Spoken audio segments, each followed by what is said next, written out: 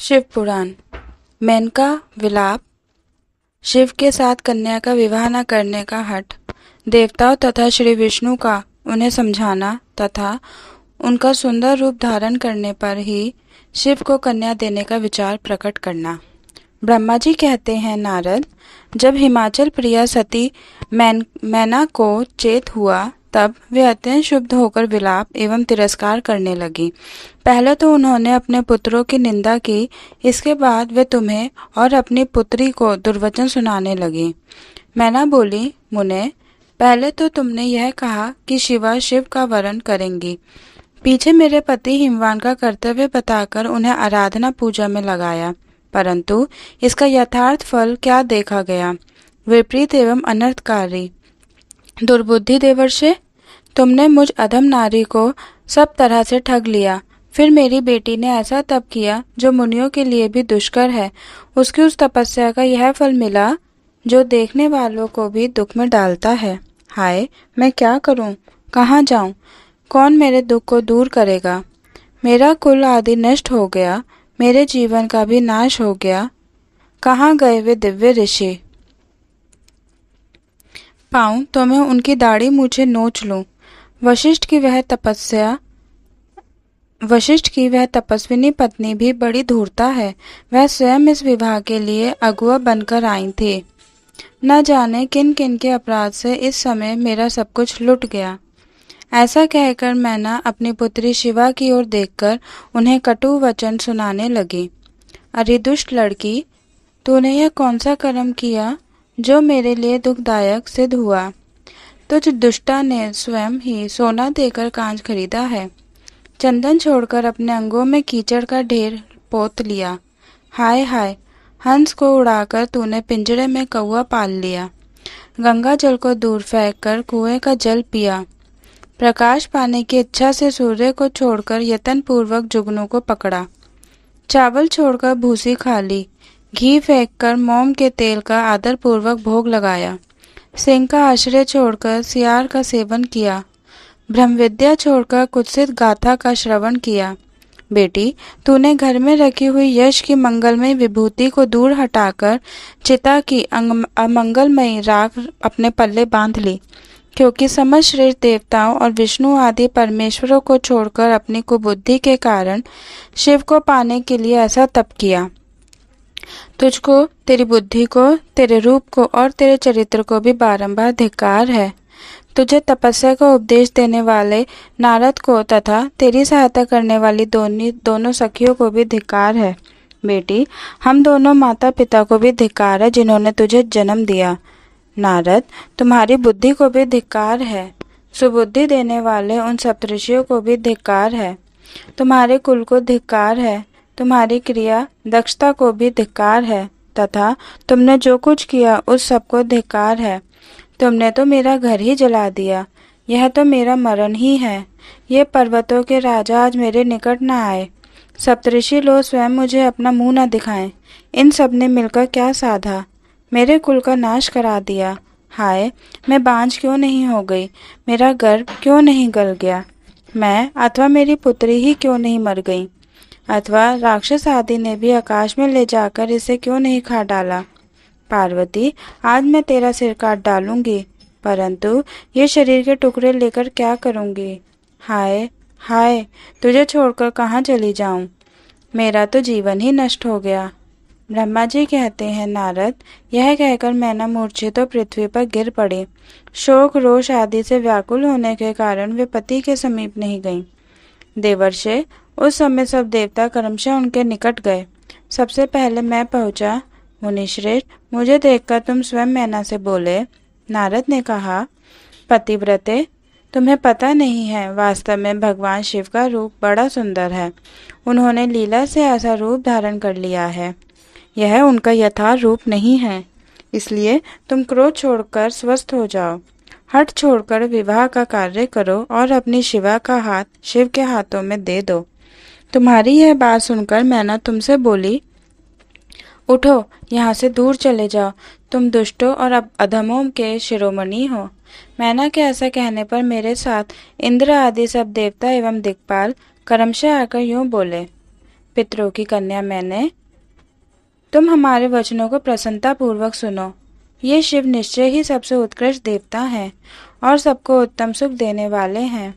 आपकी पुत्री के अत्यंत दुस्सह तप को देखकर इन भक्त वत्सल प्रभु ने कृपा पूर्वक उन्हें दर्शन और श्रेष्ठ वर दिया था।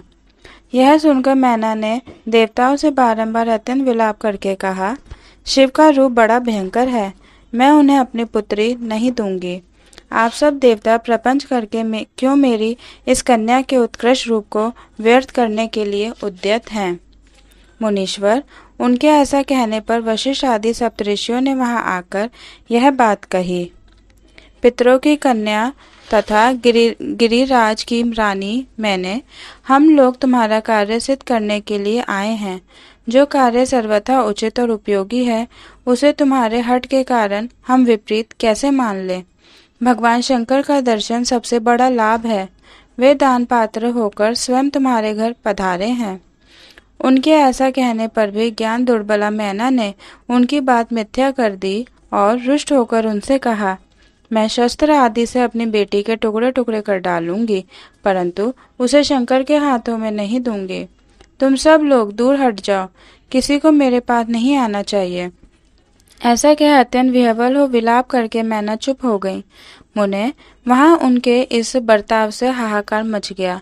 तब हिमालय अत्यंत व्याकुल हो वहां आए और मैना को समझाने के लिए प्रेम पूर्वक तत्व दर्शाते हुए बोले। हिमालय ने कहा, प्रिय मैंने, मेरी बात सुनो। तुम इतनी व्याकुल को क्यों हो गई? देखो तो कौन कौन से महात्मा तुम्हारे घर पधारे हैं। तुम इनकी निंदा क्यों करती हो? भगवान शंकर को तुम भी जानती हो, किंतु नाना रूप वाले शंभू के विकट रूप को देखकर घबरा गई हो। मैं शंकर जी को भली भांति जानता हूँ। वे ही सबके प्रतिपालक हैं, पूजनियों के भी पूजनीय हैं तथा अनुग्रह एवं निग्रह करने वाले हैं। निष्पाप प्राण प्रिय, हट ना करो, मानसिक दुख छोड़ो। सुव्रते, शीघ्र उठो और सब कार्य करो। पहली बार विकट रूपधारी शंभू ने मेरे द्वार पर आकर जो नाना प्रकार की लीलाएं की थी, मैं उनका आज तुम्हें स्मरण दिला रहा हूँ। उनके उस परम महात्म्य को देख और समझकर उस समय मैंने और तुमने उन्हें कन्या देना स्वीकार किया था।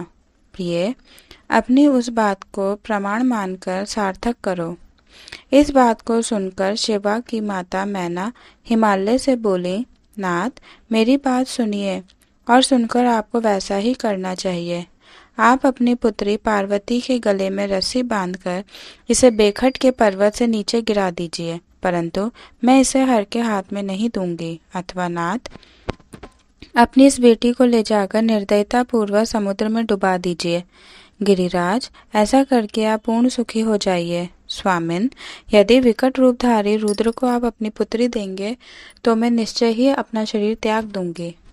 मैना ने जब हठपूर्वक ऐसी बात कही तब पार्वती स्वयं आकर यह रमणीय वचन बोली, माँ, तुम्हारी बुद्धि तो बड़ी शुभकारक है, इस समय विपरीत कैसे हो गई? धर्म का अवलंबन करने वाली होकर भी तुम धर्म को कैसे छोड़ रही हो? ये रुद्रदेव सबकी उत्पत्ति के कारणभूत साक्षात ईश्वर हैं।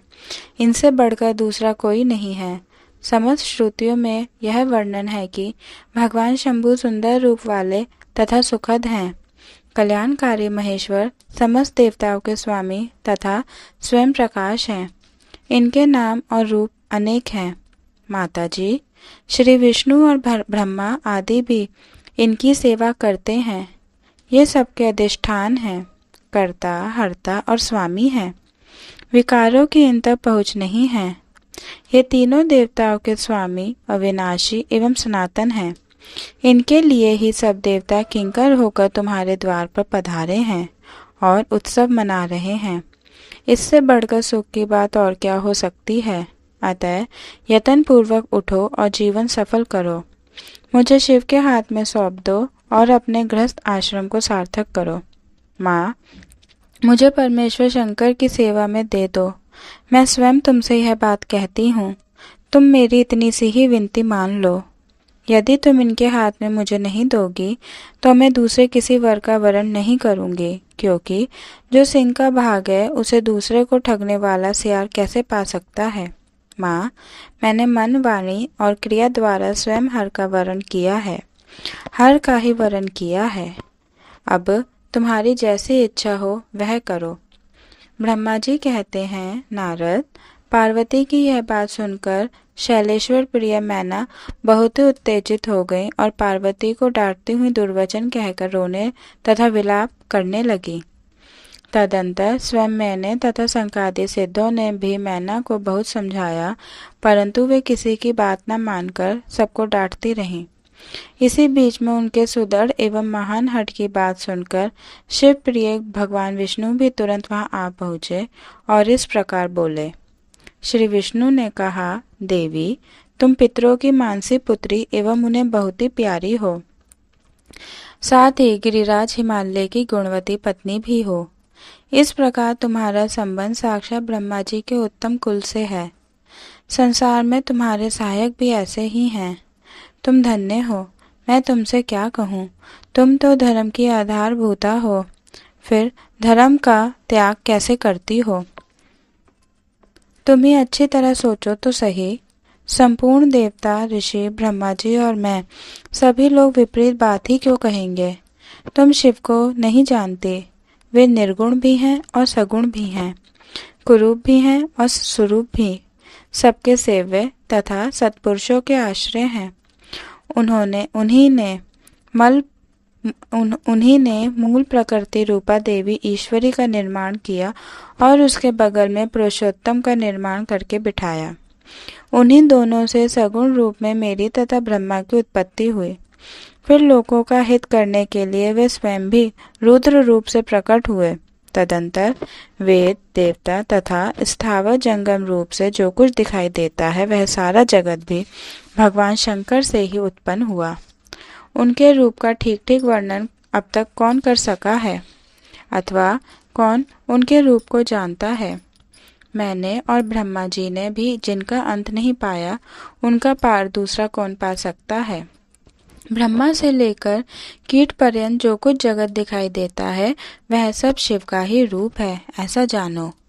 इस विषय में कोई अन्यथा विचार नहीं करना चाहिए। वे ही अपनी लीला से ऐसे रूप में अवतीर्ण हुए हैं और शिवा के तप के प्रभाव से तुम्हारे द्वार पर आए हैं।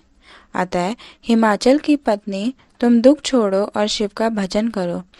इससे तुम्हें महान आनंद प्राप्त होगा और तुम्हारा सारा क्लेश मिट जाएगा। ब्रह्मा जी कहते हैं, नारद, श्री विष्णु के द्वारा इस प्रकार समझाए जाने पर मैना का मन कुछ कोमल हुआ, परंतु शिव को कन्या न देने का हठ उन्होंने तब भी नहीं छोड़ा। शिव की माया से मोहित होने के कारण ही उन्होंने ऐसा दुराग्रह किया था। उस समय मैना ने शिव के महत्व को स्वीकार कर लिया। कुछ ज्ञान हो जाने पर उन्होंने श्री हरि से कहा, यदि भगवान शिव सुंदर शरीर धारण कर लें तब मैं उन्हें अपनी पुत्री दे सकती हूँ, अन्यथा कोटि उपाय करने पर भी नहीं दूंगी। यह बात मैं सच्चाई और दृढ़ता के साथ कह रही हूँ। ऐसा कहकर दृढ़ता पूर्वक उत्तम व्रत का पालन करने वाली मैना शिव की इच्छा से प्रेरित हो चुप हो गई। धन्य है शिव की माया जो सबको मुंह में डाल देती है। ब्रह्मा जी कहते हैं, नारद, इसी समय भगवान विष्णु से प्रेरित हो तुम शीघ्र ही भगवान शंकर को अनुकूल बनाने के लिए उनके निकट गए। वहां जाकर देवताओं का कार्य सिद्ध करने की इच्छा से नाना प्रकार के स्तोत्रों द्वारा तुमने रुद्रदेव को संतुष्ट किया। तुम्हारी बात सुनकर शंभु ने प्रसन्नतापूर्वक अद्भुत, उत्तम एवं दिव्य रूप धारण कर लिया। ऐसा करके उन्होंने अपने दयालु स्वभाव का परिचय दिया। मुने, भगवान शंभु का वह स्वरूप कामदेव से भी अधिक सुंदर तथा लावण्य का परम आश्रय था। उसका दर्शन करके तुम बड़े प्रसन्न हुए और उस स्थान पर गए जहाँ सबके साथ। वहां पहुंचकर तुमने कहा, विशाल नेत्रों वाले मैंने भगवान शिव के उस सर्वोत्तम रूप का दर्शन करो। यह रूप प्रकट करके उन करुणामय शिव ने तुम पर बड़ी ही कृपा की है। तुम्हारी यह बात सुनकर शैलराज की पत्नी मैना आश्चर्यचकित हो गई। उन्होंने शिव के उस परम आनंददायक रूप का दर्शन किया जो करोड़ों सूर्यों के समान तेजस्वी, सर्वांग सुंदर, विचित्र वस्त्रधारी तथा नाना प्रकार के आभूषणों से विभूषित था। वह अत्यंत प्रसन्न, सुंदर, हास्य से सुशोभित, ललित लावण्य से लसित, मनोहर, गौरवर्ण, द्युतिमान तथा चंद्रलेखा से अलंकृत था। विष्णु आदि संपूर्ण देवता बड़े प्रेम से भगवान शिव की सेवा कर रहे थे। सूर्यदेव ने छत्र लगा रखा था। चंद्रदेव मस्तक का मुकुट बनकर उनकी शोभा बढ़ा रहे थे। इन सब साधनों से भगवान शंकर सर्वथा रमणीय जान पड़ते थे। उनका वाहन भी अनेक प्रकार के आभूषणों से विभूषित था। उसकी महाशोभा का वर्णन नहीं हो सकता था। गंगा और यमुना भगवान शिव को सुंदर चवर डुला रही थी और 8 सिद्धियां उनके आगे नाच रही थी। उस समय मैं, भगवान विष्णु तथा इंद्र आदि देवता अपने अपने वेश को भली भांति विभूषित करके पर्वतवासी भगवान शिव के साथ चल रहे थे। नाना रूपधारी शिव के गण खूब सज कर अत्यंत आनंदित हो शिव के आगे आगे चल रहे थे। सिद्ध, उपदेवता, समस्त मुनि तथा अन्य सब लोग भी महान सुख का अनुभव करते हुए अत्यंत प्रसन्नतापूर्वक शिव के साथ यात्रा कर रहे थे। इस प्रकार देवता आदि सब लोग विवाह देखने के लिए उत्कंठित हो खूब सज कर अपनी पत्नियों के साथ परब्रह्म शिव का यशोगान करते हुए जा रहे थे। विश्वावसु आदि गंधर्व अप्सराओं के साथ हो शंकर जी के उत्तम यश का गान करते हुए उनके आगे आगे चल रहे थे। मुनिश्रेष्ठ, महेश्वर के शैलराज के द्वार पर पधारते समय इस प्रकार वहां नाना प्रकार का महान उत्सव हो रहा था। मुनीश्वर, उस समय वहां परमात्मा शिव की जैसी शोभा हो रही थी उसका विशेष रूप से वर्णन करने में कौन समर्थ हो सकता है। उन्हें वैसे विलक्षण रूप में देखकर मैना क्षण भर के लिए चित्र लिखी सी रह गई। फिर बड़ी प्रसन्नता के साथ बोली, महेश्वर, मेरी पुत्री धन्य है जिसने बड़ा भारी तप किया और उस तप के प्रभाव से आप मेरे इस घर में पधारे। पहले जो मैंने आप शिव की अक्षम्य निंदा की है उसे मेरी शिवा के स्वामी शिव आप क्षमा करें और इस समय पूर्णतः प्रसन्न हो जाएं। ब्रह्मा जी कहते हैं, नारद, इस प्रकार बात करके चंद्रमौली शिव की स्तुति करती हुई शैल प्रिय मैना ने उन्हें हाथ जोड़ प्रणाम किया। फिर वे लज्जित हो गईं। इतने में ही बहुत सी पूर्वासिनी स्त्रियां भगवान शिव के दर्शन की लालसा से उनके प्रकार के काम छोड़कर वहां आ पहुंची। जो जैसी थी वैसे ही अस्त व्यस्त रूप में दौड़ आई। भगवान शंकर का वह मनोहर रूप देखकर वे सब मोहित हो गई। शिव के दर्शन से हर्ष को प्राप्त हो प्रेम पूर्ण हृदय वाली वे नारियां महेश्वर की उस मूर्ति को अपने मनोमंदिर में बिठाकर इस प्रकार बोली। पूर्ववासियों ने कहा, अहो, हिमवान के नगर में निवास करने वाले लोगों के नेत्र आज सफल हो गए। जिस जिस व्यक्ति ने इस दिव्य रूप का दर्शन किया है निश्चय ही उसका जन्म सार्थक हो गया। उसी का जन्म सफल है और उसी की सारी क्रियाएं सफल हैं। जिसने संपूर्ण पापों का नाश करने वाले साक्षात शिव का दर्शन किया है। पार्वती ने शिव के लिए जो तप किया है उसके द्वारा उन्होंने अपना सारा मनोरथ सिद्ध कर लिया। शिव को पति के रूप में पाकर ये शिवा धन्य और कृतकृत्य हो गई। यदि विधाता शिवा और शिव की इस युगल जोड़ी को सानंद एक दूसरे से मिला न देते तो उनका सारा परिश्रम निष्फल हो जाता। इस उत्तम जोड़ी को मिलाकर ब्रह्मा जी ने बहुत अच्छा कार्य किया है। इससे सबके सभी कार्य सार्थक हो गए। तपस्या के बिना मनुष्य के लिए शुभ शंभु का दर्शन दुर्लभ है। भगवान शंकर के दर्शन मात्र से ही सब लोग कृतार्थ हो गए। जो सर्वेश्वर गिरिजापति शंकर का दर्शन करते हैं वे सारे पुरुष श्रेष्ठ हैं और हम सारी स्त्रियां भी धन्य हैं। ब्रह्मा जी कहते हैं, नारद, ऐसी बात कहकर उन स्त्रियों ने चंदन और अक्षत से शिव जी का पूजन किया और बड़े आदर के साथ उनके ऊपर खीलों की वर्षा की। वे सब स्त्रियां मैना के साथ उत्सुक होकर खड़ी रहीं और मैना सात गिरिराज के भूरी भाग्य की सराहना करती रहीं। मुने, स्त्रियों के मुख से वैसी शुभ बातें सुनकर विष्णु आदि सब देवताओं के साथ भगवान शिव को बड़ा हर्ष हुआ।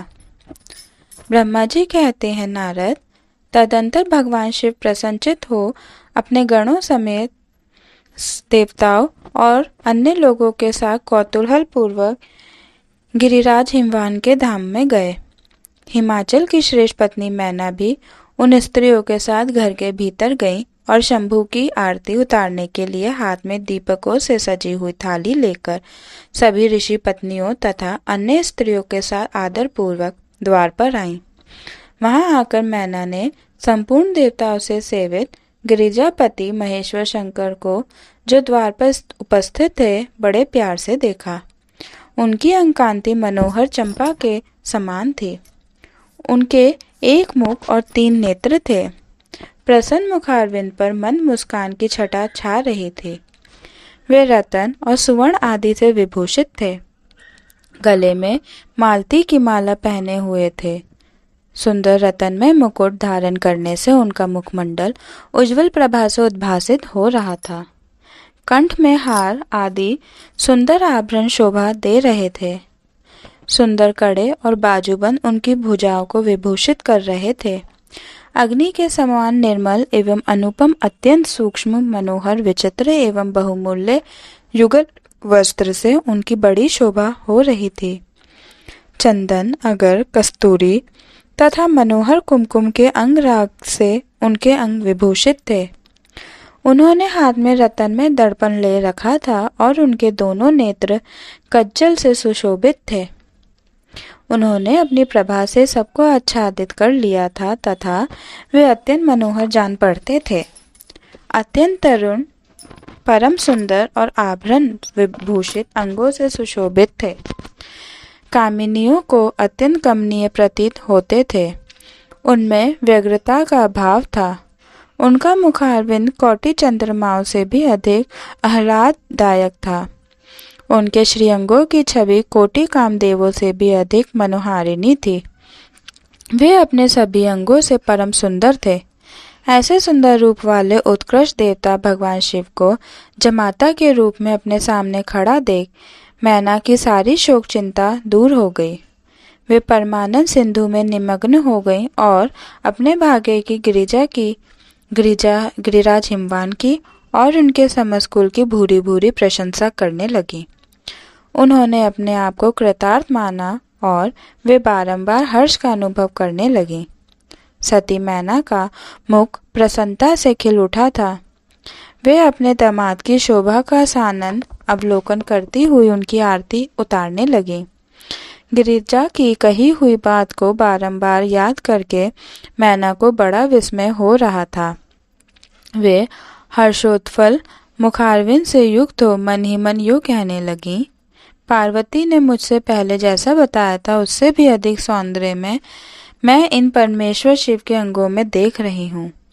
महेश्वर का मनोहर लावण्य इस समय अवर्णनीय है। ऐसा सोचकर आश्चर्यचकित हुई मैना अपने घर के भीतर आई। वहां आई हुई युवतियों ने भी वर के मनोहर रूप की भूरी भूरी प्रशंसा की। वे बोली, गिरिराज नंदिनी शिवा धन्य है, धन्य है। कुछ कन्याएं कहने लगी, दुर्गा तो साक्षात भगवती हैं। कुछ दूसरी कन्याएं महारानी मैना से बोली, हमने तो कभी ऐसा वर नहीं देखा है और न कभी ध्यान में ही ऐसे वर का अवलोकन किया है। इन्हें पाकर गिरिजा धन्य हो गई।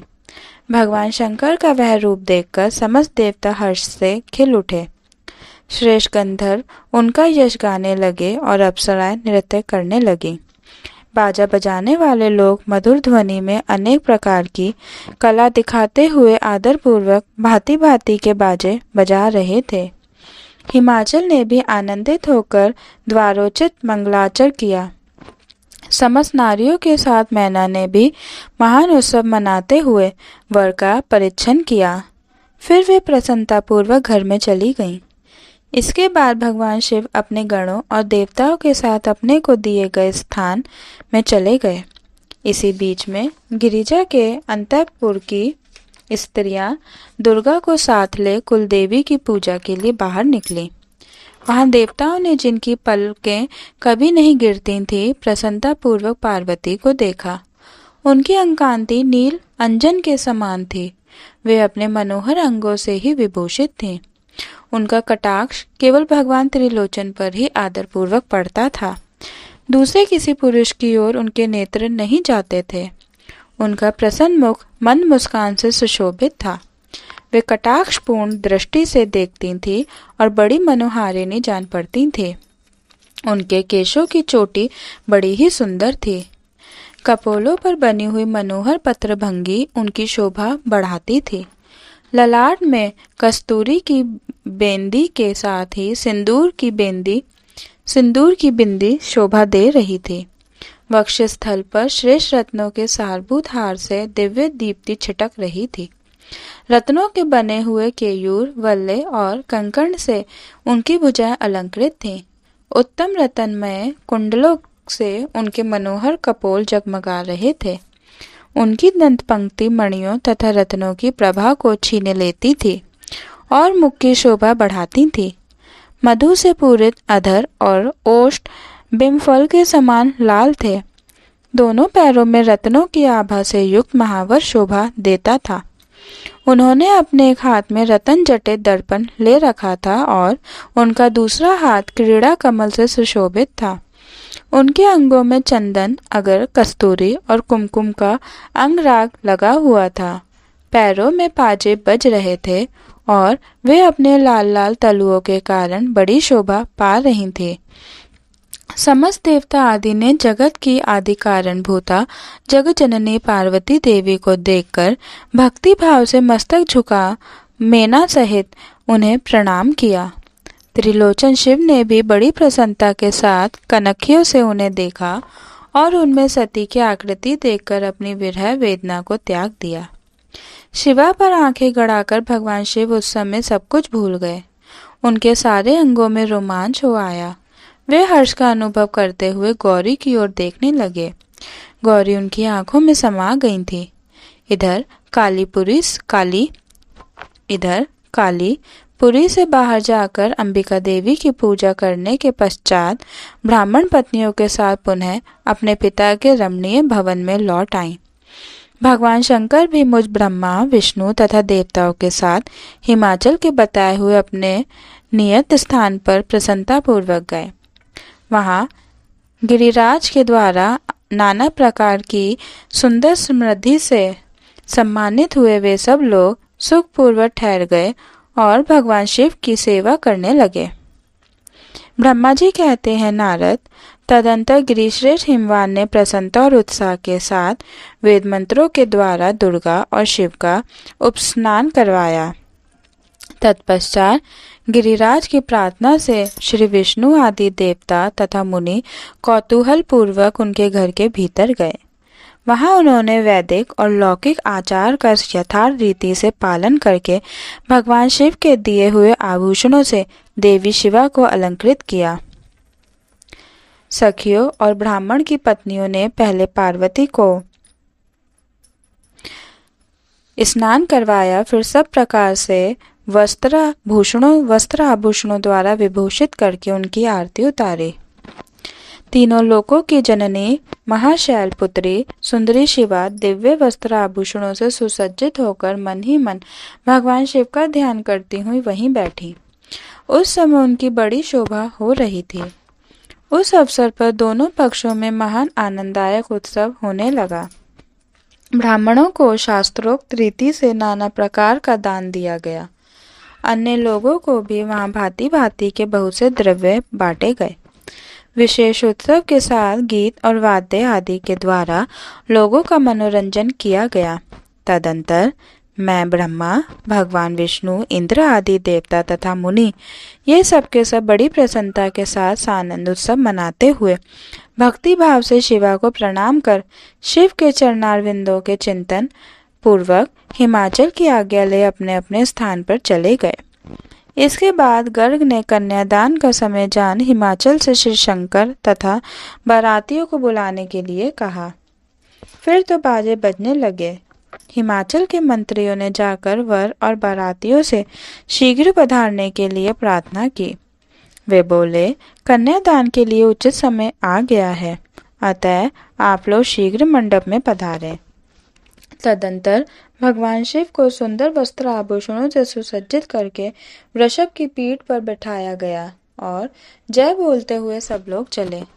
भगवान शंकर को आगे करके बाजे बजाते और कौतुक करते हुए सब बाराती हिमालय के घर पर गए। हिमाचल के भेजे हुए ब्राह्मण तथा श्रेष्ठ पर्वत कौतूहल पूर्वक शंभू के आगे आगे चलते थे। भगवान के मस्तक पर बहुत बड़ा छत्र तना हुआ था।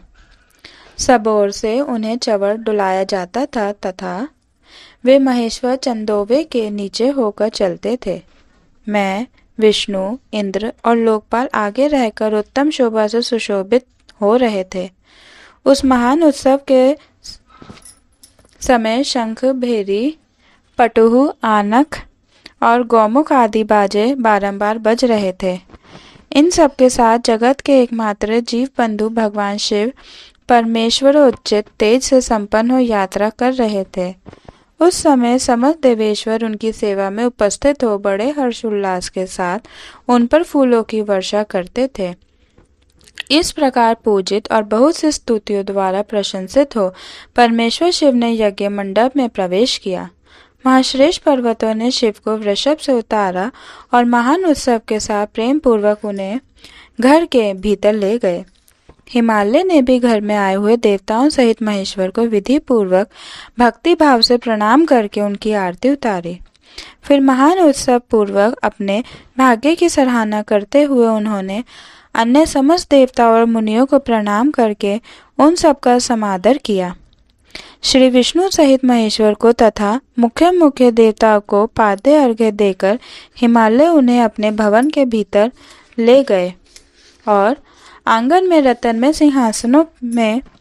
सिंहासनों के ऊपर मुझको, विष्णु को, शंकर जी को तथा अन्य विशिष्ट व्यक्तियों को बिठाया। उस समय मैना ने अपनी सखियों, ब्राह्मण पत्नियों तथा अन्य पुरंधरियों के साथ आकर सानंद आरती उतारी। कर्म कांड के ज्ञाता पुरोहित महात्मा शंकर के लिए मधुपर्क पूजन आदि जो जो आवश्यक कृत्य थे उन सब को सहर्ष संपन्न किया। फिर मेरे कहने से पुरोहित ने प्रस्ताव के अनुरूप उत्तम मंगलमय कार्य आरंभ किया।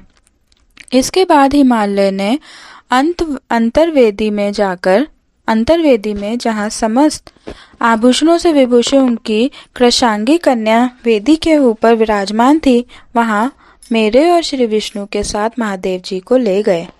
तदंतर बृहस्पति आदि विद्वान बड़े उत्साह से संपन्न हो कन्यादान उचित लगन की प्रतीक्षा करने लगे। गर्ग ने पुण्यवाचन करते हुए पार्वती जी की अंजलि में चावल भरे और शिवजी के ऊपर अक्षत छोड़ा। परम उदास सुमुखी पार्वती ने दही, अक्षत, कुश और जल से वहां रुद्रदेव का पूजन किया। जिनके लिए शिवा ने बड़ी भारी तपस्या की थी, उन भगवान शिव को बड़े प्रेम से देखती हुई वे वहां अत्यंत शोभा पा रही थी। फिर मेरे और गर्ग आदि मुनियों के कहने से शंभु ने लोकाचारवश शिवा का पूजन किया। इस प्रकार परस्पर पूजन करते हुए वे दोनों जगन में पार्वती परमेश्वर वहां सुशोभित हो रहे थे। त्रिभुवन की शोभा से संपन्न हो परस्पर देखते हुए उन दोनों दंपत्ति की लक्ष्मी आदि देवियों ने विशेष रूप से आरती उतारी।